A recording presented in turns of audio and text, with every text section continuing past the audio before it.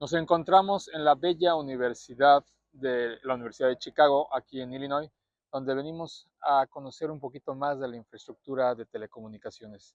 Un bello lugar, aquí en otoño, se respira un ambiente universitario excelente para estudiar diferentes carreras.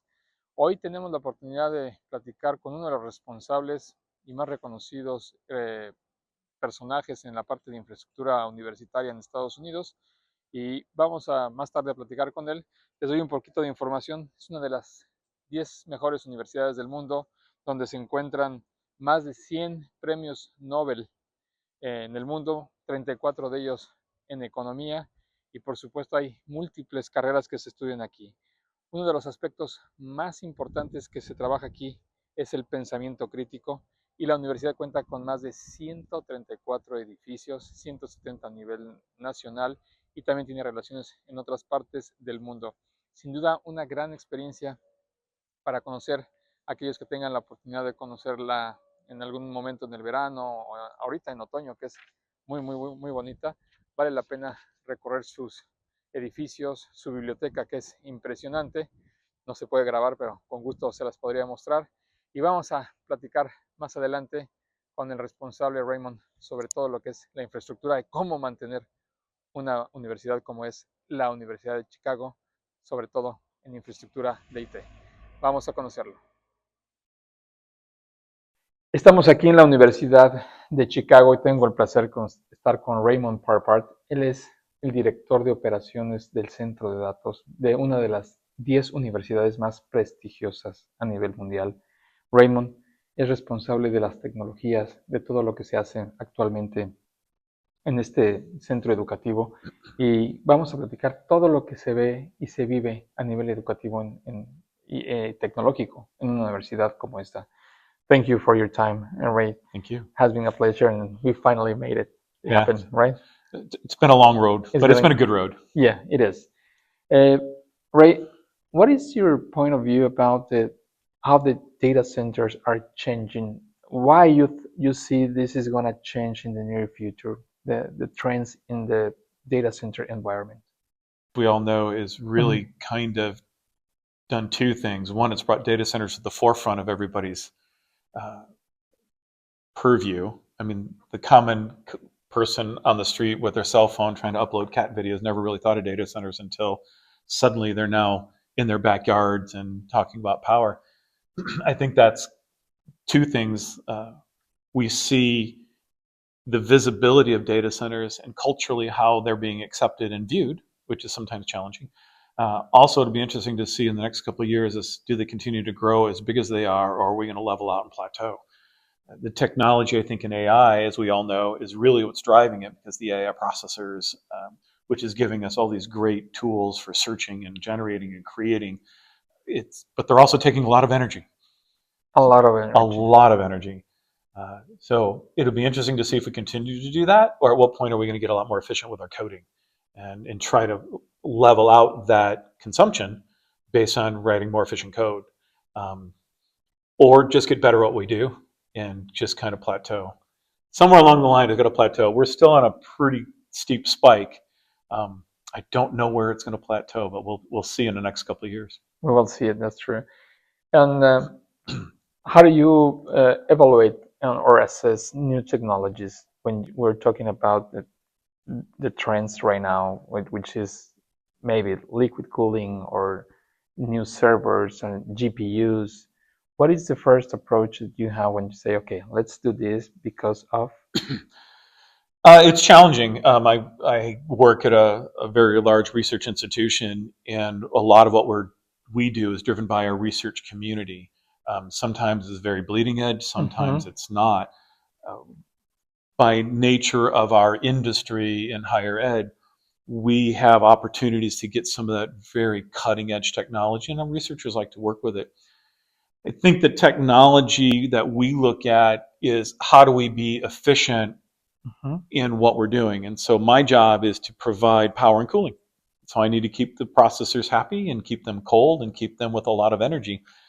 How do we do that in an efficient manner? And we've been fortunate over the last nearly 20 years here to do some very interesting things in the environments I've worked in, from adding water to data centers 17 Yes. years ago, when nobody was doing it. I had an opportunity to design 25 kW cabinets 20 years ago. 20 years ago. Okay. And we've had water in our data center for 20 years. 17 years, because we were designed a little bit before that. And we've been leveraging water in the data centers since. Now entering DLC, the advantage of one of the environments I've worked in is it's ready. As we look at the TDPs going up, the power demand of processors, we know the industry is saying, NVIDIA is saying, Intel is saying, the world is saying, we've got to get to liquid, which if you're all those gamers who are watching, they've been running liquid on their processors for 2 decades. And those little boxes Oh, you yeah. have, since a long time ago, you have all water gamers pipes out there, right? How many gamers have these big, huge water-cooled systems that they're overclocking? They don't even know sometimes, but right. So the industry, the research industry, and our industry in general has really adopted liquid cooling. One, we need to keep the processors in a more opportune temperature. A challenging word, that's probably not the right word. And how do we do that? And so how do we get this very hot equipment in? And we're seeing processor densities and cabinet densities go from what we were doing for many, many years, decades, at 3, 4, 5 kW a cabinet. We're now talking, the industry's talking 1 megawatt cabinets. And where are we going to be between where I've operated some systems at 25 to 30 kW in a cabinet? We now know we're going to be looking at 90 to 100, 150. So where is that going to land in the next couple of years? Well, wherever it's going to land, it's going to be higher voltages. We've got to get up to 415. We've got to get to 277, 480 in the US. And we need to get to liquid on the processors in order to try to figure out how to reduce our mechanical load on cooling, which gives me more efficiency and power to do other things. We've seen in not only in the US, but in some other countries, that people is really concerned about bringing water into the data center environment. What is your recommendation to the CIOs, directors, or managers of data centers to bring water, liquid cooling? Because we have different options of direct liquid cooling, we have immersion cooling, we have rear door solutions, active and passive. What is your recommendation to make sure that you can bring water into the data center? So to answer your question, to answer the question about bringing liquid into the data center, we know we're going to bring water into the data center. Water is a very efficient cooling media.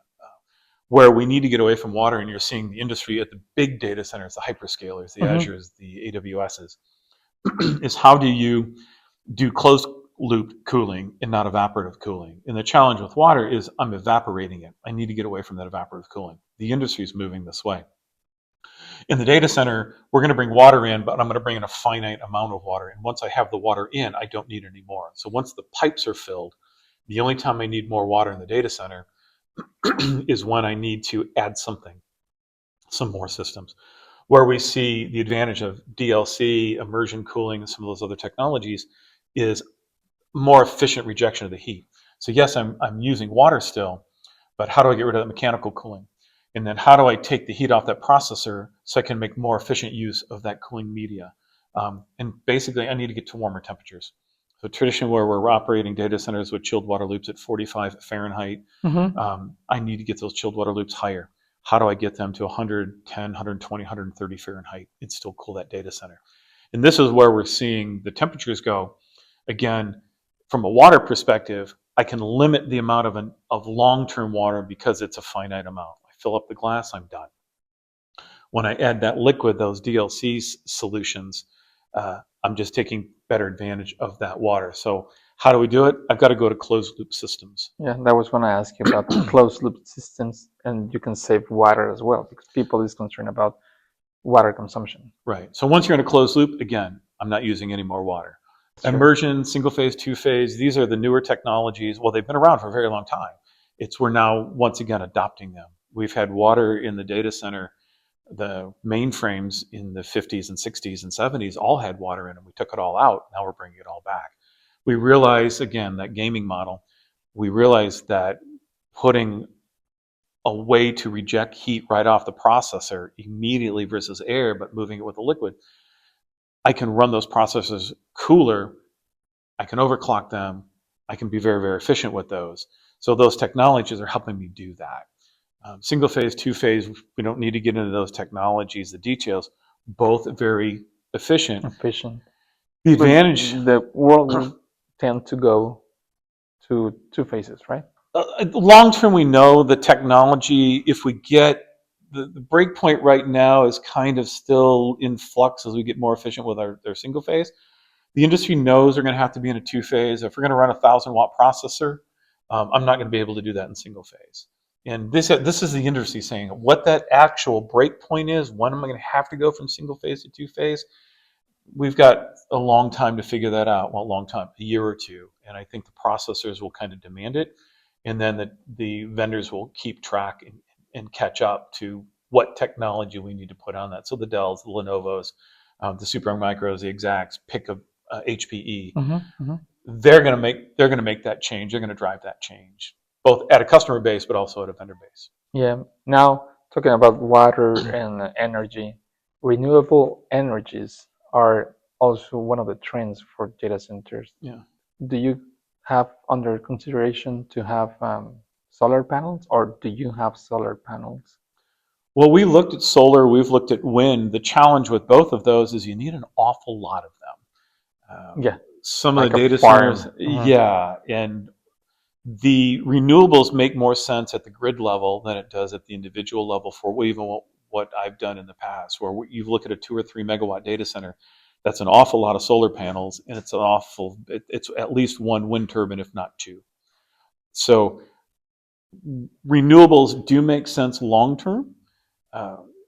The challenge is, the carbon footprint. Cost effective? Well, is it cost effective? What's the carbon footprint? Where am I putting it? Energy storage.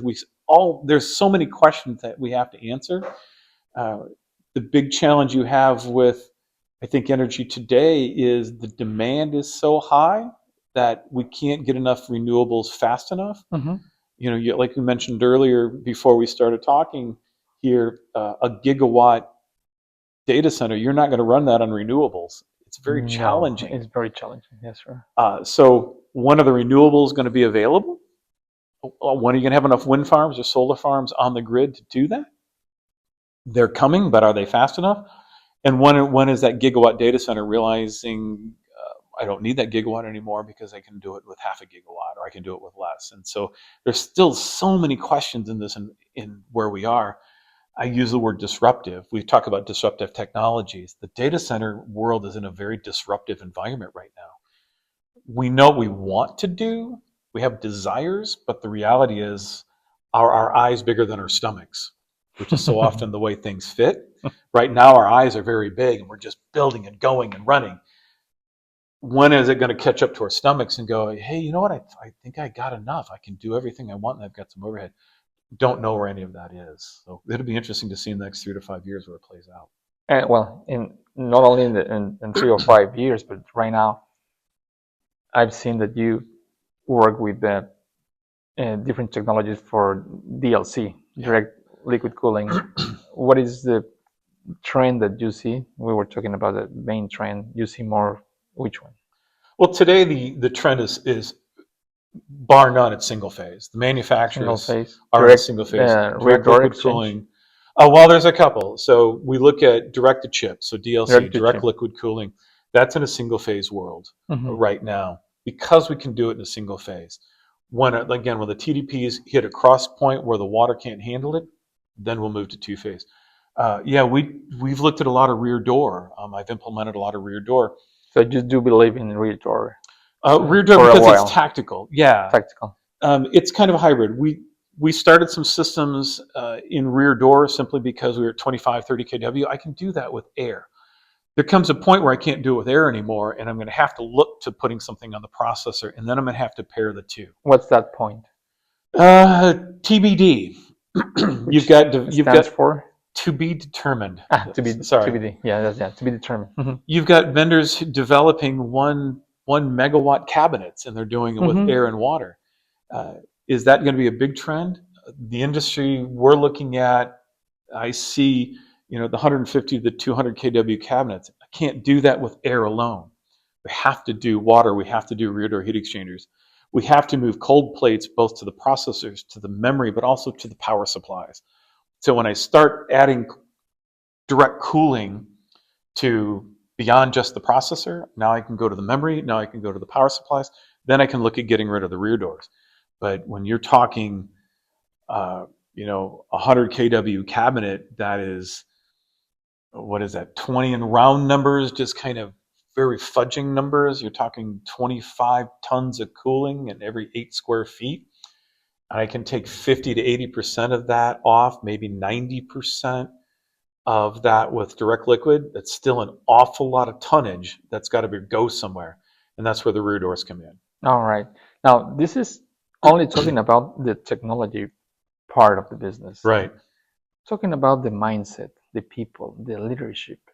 When you implement this type of technologies, what do you need to do with the people internally, not only the financial side of the institution, but with your team, because you bring new technologies. And this is a challenge that we have, bringing new technologies in the people that sometimes is afraid, sometimes people is really enthusiastic. How do you deal with this type of cultural shift? Cultural shifts. Yeah. And that's exactly what we're looking at. It's a cultural shift. It comes back to that disruption, that technology is in a disruptive state. How do I convince one of my constituents or a customer or the industry to look at something different? Not to give credence to Prius, but somebody had to buy the first Prius. Somebody's got to be first to the table. And quite often people don't want to be first, but how do we look at the technology? How do we convince others that it's coming and we need to do it? A lot of it's just a proof of concept. You got to put a proof of concept out there. So you start with the POC. Right. And demonstrate through the POC the reliability, the energy efficiencies, the improved productivity with the processors. Can we overclock a processor? In one of the environments, that's exactly what we had to do. Couldn't get enough momentum, but now that we've got the momentum, it's slowly becoming adopted.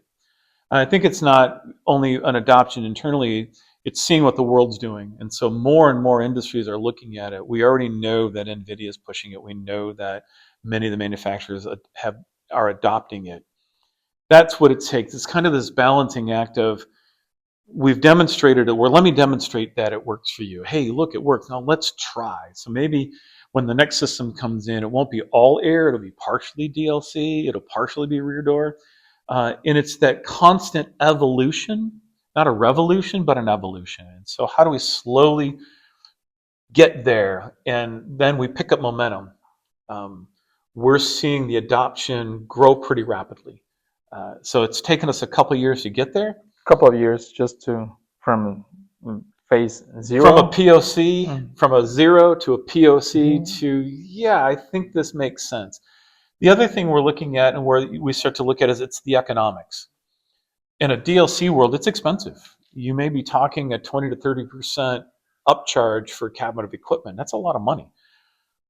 When users are looking at, I have to buy something, do they see the downstream positive effect of the energy savings or the economics of energy savings? So is a customer who's buying DLC, are they a direct recipient of the energy savings by running it in a better environment? We've seen our numbers currently show a 37% energy savings in running in a DLC world. That's one of our proof of concepts. That's a lot of energy.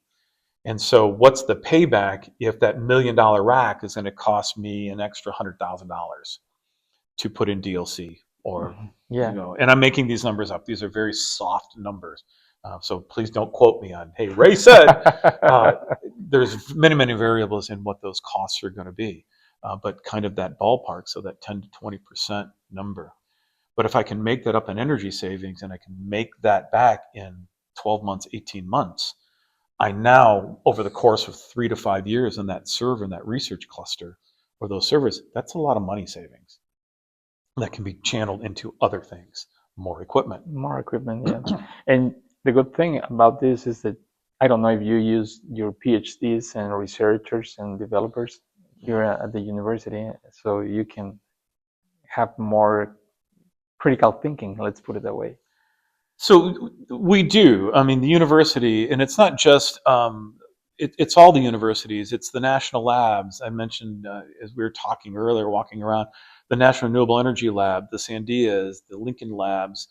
These are the big government labs doing this type of research. It's people looking at battery technology, looking at processor chip technology.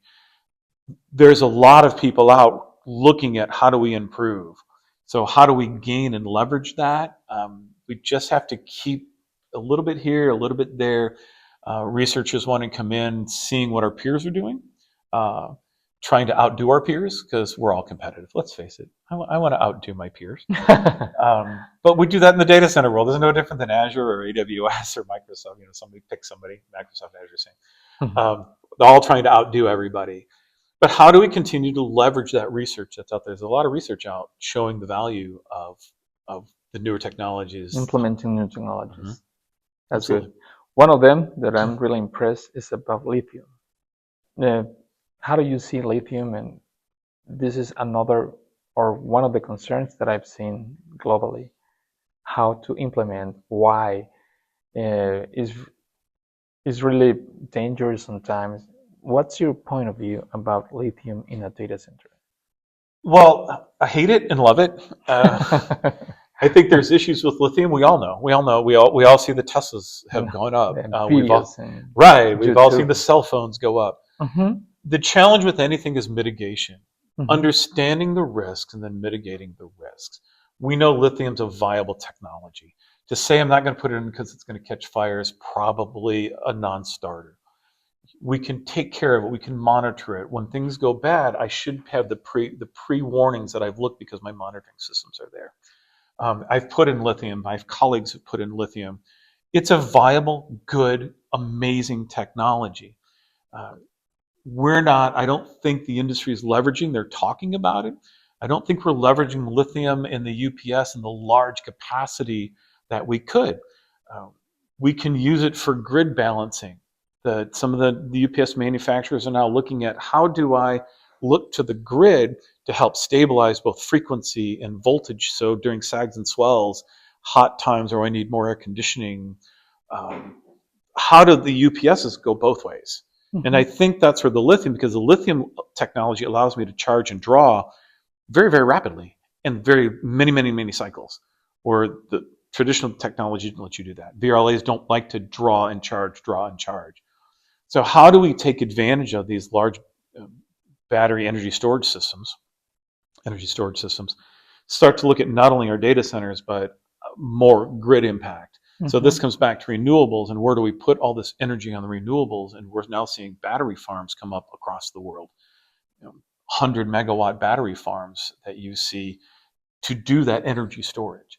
So lithium's here. I think some of the newer technologies are amazing. Sodium ion is fantastic. Doesn't have the power weight ratio that lithium does. But when you're looking at a data center, I've got a big room, I can get away with that.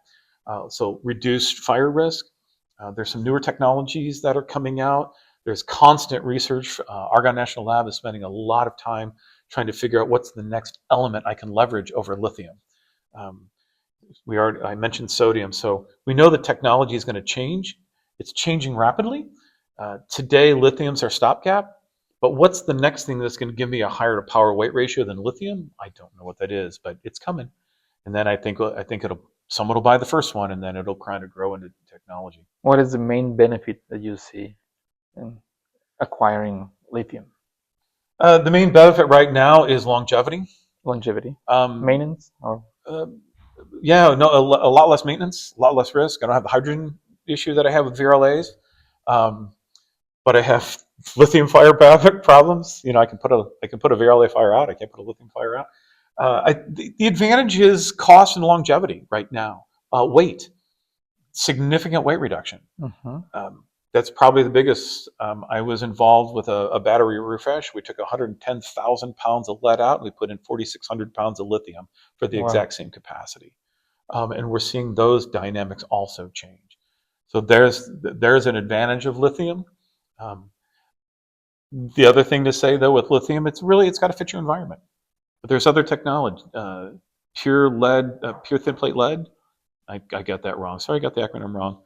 but lead, zinc, a lot of viable sodium I mentioned. There's a lot of viable technologies. Just lithium's the big dog on campus right now. They're winning. They're winning the race. They're winning not only on campus, but campus being colloquialism for the big dog on campus. The big dog. Yeah, the industry right now, lithium by far is winning the game. But we will see new technology in the next couple of years that are really going to give it a run for its money. I bet. Yeah. And lithium replaced NiCad. Lithium replaced VRLA. Still a lot of that out there. Still a lot of wet cells out there. There's a place for it all. It's not to say any one technology. It's really there's a place for it. As you mentioned earlier, kind of shifting into that immersion. Is immersion going to be in data centers around the world? No, but it's got its place. There's a. Are we going to do DLC cooling everywhere? No. It's really, we've got to find the solution that meets the need in the place that we're going to run it. And so there's a lot of technologies and there's a lot of things that are out there. What fits what I need when I need it? Yeah, and when we're talking about what fits when you need it, a lot of different, not only companies, institutions, data centers, they rely on designs and construction based on different options available, TIA or uptime or whatever. Do you think we need to put it under consideration to certify it or not a data center? Well, it depends. Or design it under these specific rules. What's your audience? If a company builds a data center, they accept the risk of to whatever level or standard they've built that data center. So is the company willing to accept the risk? When you look at the large providers, they have to answer to their customer, and their customer is a paying customer, and that customer is paying for uptime. Am I willing as a customer to accept a potential lower uptime? Now, how do you mitigate that? Well, I can have multiple instances. I can share my instances. I can be geographically dispersed in my data and my servers. If you're going to do that, then you can accept a lower risk in what those standards are. Standards are guidelines. I think we need to look at them. They need to be incorporated as they apply. Now, this doesn't even get into safety. We talk about NFPA and some TIA uptime. There is both efficiency and safety. So I have to build to safety. I have to operate to efficiency. And what is that risk profile that my company is willing to accept dictates how deep I'm going to build into those standards. Am I going to build a tier 1 or tier 4 data center? It really depends on the risk profile. So that's not an easy answer. It's not easy, but sometimes we need to start from a point that you make the decision. How do we design? Yes. Based on something which is tier 1, 2, or 3, understanding maybe you don't certify the design or construction, but at the end you need to figure out what is the baseline, right? I'll give you an example unrelated to data centers. I was talking to a colleague about building a dorm at a school. And one of the things on the discussion was, well, UPSs, non-UPS, central UPS, we put UPSs in all the comm closets. And the argument was, why aren't you putting a central UPS next to the life safety generator to keep your network and your access control and those little systems online? And they're like, well, it's cost. I said, okay, well, let's change the narrative from cost to perception. I now have a dorm that's got 1,000 students in it on study week, and they've got their PlayStations going, they've got their computers going, and there's a power blip, and there's no UPSs in. And everything goes offline. Now, when it all comes back online, every one of them's on social media talking about how bad the dorm is. Do you really want to take the hit because you decided to save a few dollars by not putting in a single UPS? I don't think we should put UPSs in all comm closets, but put a UPS that I can now monitor, I can maintain, I can take it offline at a scheduled environment. I now know what it's doing, but now I keep all those students happy in that dorm. So it's cost versus perception. So are you willing to not put the UPS in on the idea that students might be very, very unhappy and they're going to jump on social media, and now you got to deal with fallout of that. So industry has the same thing. Why do industries build high reliability data centers? Because when you upload that cat picture to your Facebook and all your friends, you want it right now. Otherwise, you're on social media complaining about it. So it's a risk reward. Sure. And the companies, again, it's back to that risk profile. Yeah, and we've seen some hyperscalers that they don't use this type of certifications sometimes. And they don't have to. They have their own rules. They have yes. their own way to design and do the construction. Yes. And again, they're meeting the risk profile that their customers are willing to accept without saying, hey, I'm picking somebody's certificate that I'm going to stick on the wall. Even Energy Star, and there's many, many out there. Again, what is that customer and that data center provider economically going to support when something goes south? Correct. Yeah. Now we're living in the AI era, right? We are very young. Very young, right? And we've seen in the data center environment that we use DCIMs, we use software, BMSs. So DCIMs, data center information management systems. Data center information management systems. Building automation systems, building management systems. And BMSs as well. But sometimes it's more reactive than proactive what we use in terms of collecting data. So today, since we are in the AI era, do you see more, let's say, in the DCIMs and the BMSs using the data to be more predictive and analytics with when you collect the data and use it in just to make decisions? In other words, the systems will learn how to mitigate some risk before you know it. You see AI implementing in the near future, even with NMPL, natural processing languages. You see it coming in the data center environment. We see it coming everywhere, and we absolutely see it in the data center. I do. I see it in the data center world. I see it in the building management systems. We have years and years worth of data.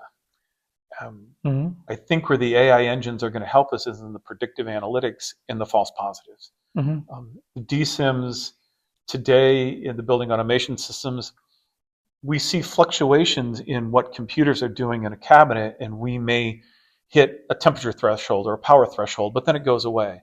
And I don't want that false alarm because I hit the threshold and I got an alarm, but then the problem went away. It's understanding that how often that's happening, the jobs that are happening, and is it a real issue or not a real issue? And I think AI very rapidly, it's not there yet, but it's sure coming fast. And we're looking at it, I'm looking at it, my colleagues are looking at it.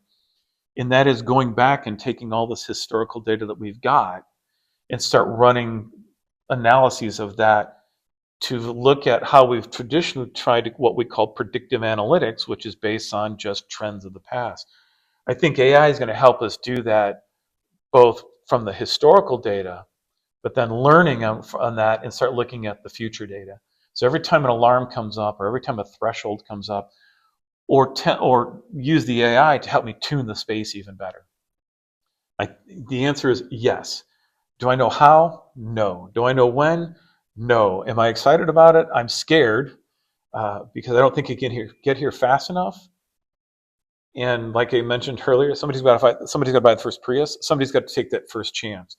Am I going to turn my systems over to an AI engine to control it?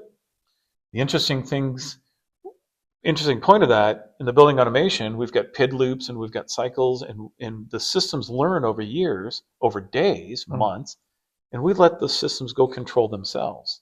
We've been doing it for years. Somewhere along the line, we have to trust AI to do that. And we can put guardrails around that to keep it in check. That's the point, the guardrails. Right. And so as the guardrails are there, we can keep the guardrails very tight on the AI engines and what they're telling us. And then slowly, like we've done with all the other automations, slowly expand those guardrails to a comfort level, and we can simply watch it. I think in the next couple of years, we're going to see a lot of changes. And I hope we do, especially in the efficiency world. And eventually you will get hallucinations at the same time, like the people, the technology and AI, they do the same. Yes. So make mistakes sometimes because it's not clear what the garbage in is. Right. Part of what we learn at school, garbage in, garbage Right. out. So we need to be careful sometimes with the data when we collect the data, and Yes. we have structured and unstructured data at the same time. And right? also making sure the data we're feeding in is accurate and the data is Yeah. not biased. And we're already seeing There's that in the bias. AI engines is now going back and trying to unbias the data that we fed that large language model to learn. And we're going to have to do the same thing in our mechanical and our electrical environments, is being very cautious to make sure the data is unbiased. Yeah, correct. Well, we can keep talking and talking, and thank you for your time, Ray. Thank you. It has been a pleasure. What is your vision for 2030? What do you see coming? Retirement. It's going to be in 2030 is not. We were just I was on another chat with some colleagues, and 2030 is not that far away. It's just around the corner. 4 years almost, 4.5, 5 years. I hope a lot more efficiency.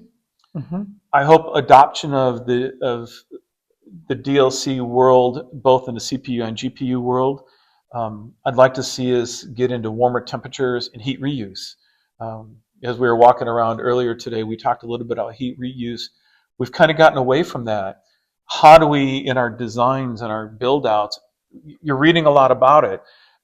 How do we truly start to re-adopt heat reuse, especially in the DLC worlds? We're talking very warm temperatures. Again, anywhere from 120 to 130 Fahrenheit water temperatures. There's a lot I can do with that water. Heating buildings, domestic hot water, reheats, community loops. If you go in 0.5 gigawatt space, there's an awful lot of heat. How do we take the heat out of the environment, just dumping it into the air, and do something with it? I hope to see a lot more heat reuse. Everybody calls it waste heat. I call it opportunity heat. So I think I'd like to see this general adoption of technology more involved into our day-to-day lives, other than carrying my phone around doing things. That's true. Okay, well, thank you very much for your time. I really appreciate it. Thank you. And well, thank you to you guys. Gracias por seguirnos y conocer un poquito más de la visión de alguien que tiene pues más de 30 años envuelto en el conocimiento, en el desarrollo, construcción de temas de centro de datos. Thank you, Ray. Y gracias a ustedes. Gracias. Si ves esto interesante, por favor, compártelo. Y estamos en contacto aquí en The Data Evolution y en el podcast de Data Revolution. Hasta la próxima. Y esperamos que esta información, esta charla con Raymond haya sido de utilidad para todos ustedes. Realmente lo que escuchamos, cómo se mantiene, el tipo de infraestructura que manejan y tener ya la posibilidad de manejar el enfriamiento líquido en sus centros de datos o liquid cooling y tener sistemas de baterías de litio, cuartos enormes para poder trabajar con ella y aprender cuáles son las mejores opciones para manejarlo, así como confinamiento y otras tecnologías que tuvimos la oportunidad de platicar. Sin duda ha sido una grata experiencia. Agradecemos aquí a la Universidad de Chicago por las facilidades para estar aquí en el campus. Y bueno, estamos muy complacidos de haber estado por acá grabando. Gracias a todos los que hicieron posible este video. Nos vemos en la próxima de Data Evolution. Hasta luego.